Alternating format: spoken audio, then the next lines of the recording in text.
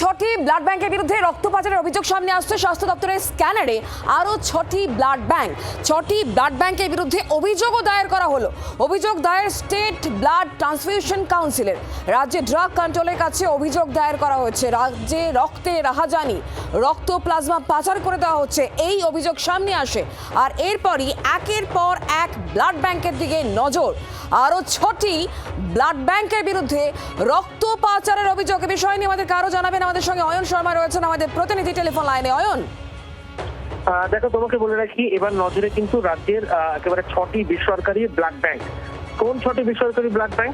ইস্পাত কোঅপারেটিভ হাসপাতালের যে ব্লাড ব্যাংক সোনারপুরে রয়েছে এই blood bank, life care blood bank যেটা এন্টালিতে অবস্থিত লিন্টন স্ট্রিটে, Ashok laboratory blood centre Jodhpur park সেই ব্লাড ব্যাংকের বিরুদ্ধে ব্যাপারে নজরে, কোঠারি মেডিকেল সেন্টার যেটি আলিপুরে অবস্থিত, Om blood centre Beleghata, people's blood bank যেটা হাজরাতে অবস্থিত, যেখানে ইতিমধ্যেই বন্ধ করে দেওয়া হয়েছে এই ব্লাড ব্যাংক। কি অভিযোগ?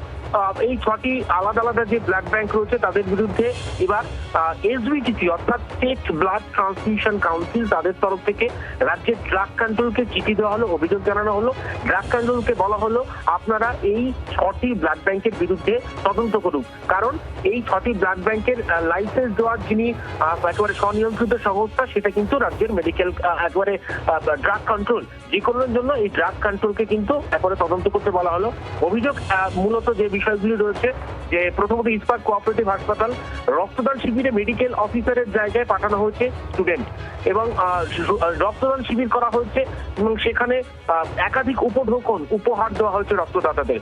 লাইফ কেয়ার ব্লাড ব্যাংকের বিরুদ্ধে অভিযোগ, এখানেও একেবারে প্লাজমা এবং পিআরবিসি অর্থাৎ লোহিত রক্তকণিকা রাজ্যের স্বাস্থ্য দপ্তরকে না জানিয়ে বাইরে পাচার করা হয়েছে। অশোক ল্যাবরেটরির বিরুদ্ধে অভিযোগ, এসবিটিসির তরফ থেকে রক্ত এবং প্লাজমা ভিন রাজ্যে পাচার করে দেওয়া হয়েছে বিপুল পরিমাণে, প্রায় কোটি টাকার কাছাকাছি, সেটা রাজ্যের স্বাস্থ্য দপ্তরকে জানানো হয়নি। কোঠারি মেডিকেল সেন্টারের বিরুদ্ধে অভিযোগ, পিটিএস অর্থাৎ কম্পিটেন্ট টেকনিক্যাল স্টাফ, এটার অর্থ ব্লাড ব্যাংকের লাইসেন্স পাওয়ার আগে চিকিৎসক নার্সের একটা সংখ্যা রাজ্য সরকারকে জানানো হয়, তার থেকে অতিরিক্ত মানে একাধিক জায়গায় গরমিল। এই সমস্তটাই এবার কিন্তু খতিয়ে দেখার কাজ শুরু হলো। অনেক ধন্যবাদ অয়ন আমাদের সঙ্গে টেলিফোন লাইনে থাকার জন্য।